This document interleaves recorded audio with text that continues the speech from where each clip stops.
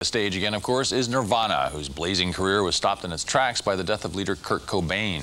This week, however, the rest of the band released an explosive collection of archive concert performances called From the Muddy Banks of the Wishkah, named after a river running through Aberdeen, Washington, the hometown of both Cobain and bassist Chris Novoselic.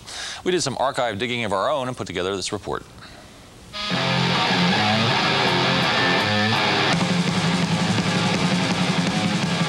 Ann Arbor, Michigan. Rocks.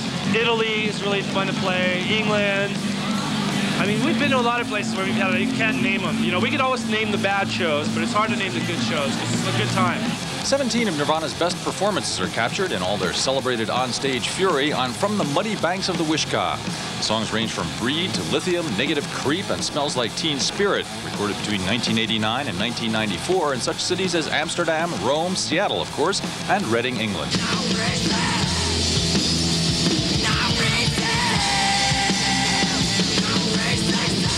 Assembled and annotated by Nirvana drummer Dave Grohl and bassist Chris Novoselic, the album traces Nirvana's evolution from scuffling club dogs to certified arena stars. Playing these larger places is just, it's a lot easier for us because we can actually breathe instead of, you know, we've been going on tour for like 5 years, playing sweaty little clubs and sometimes choosing to play in the wrong time of the year. Everybody wants to just have a good time and really go for it. It's like totally rocking out. It's like riding crazy, and like anybody who doesn't want to, you just kind of like shift back on like perimeter and just kind of rock out. You tell me everything about poison apple. Although Kurt Cobain was deeply ambivalent about Nirvana's success and voiced his doubts in his own lyrics, before the end, even he occasionally saw an upside to it in the sea of concert hall faces spread out before him. I've been really surprised and happy to see the types of people that come to our shows. I know that sounds elitist, but I mean, they're really, I was surprised to see that there are that many kids in every city. They're just good, nice kids.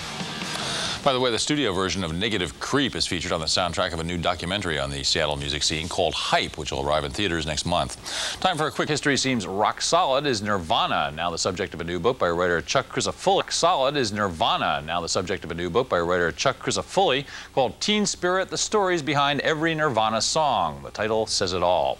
Speaking of stories, back in January of 1994, the late Kurt Cobain explained to MTV News how the great beat writer William Burroughs led him to a dark old folk tune called In the Pines, which has been a part of the repertoire of a number of American folk legends, ranging from Leadbelly to Bill Monroe. Nirvana played the tune under an alternate title, Where'd You Sleep Last Night, during the group's appearance on MTV Unplugged, and here's the story. Off of one of my Leadbelly records. Actually, Burroughs, I was reading an interview with him in a magazine one time, and he said something like, these rock and roll kids of nowadays should throw away their electric guitars and listen to some real soul music, and they should listen to Leadbelly. And that was quite a few years ago, and so that's how I was introduced to it. Except for that version you did on MTV Unplugged was great. It's just phenomenal. It's really cool. We don't play it very often because it's pretty emotional, and so we usually just save it for special moments. My girl, don't lie to me. Tell me, when did you sleep last night? You can also see Nirvana's first performance of Smells Like Teen Spirit at the OK Hotel in 1991 and the new documentary on the Seattle scene called Hype. Meanwhile, former Led Zeppelin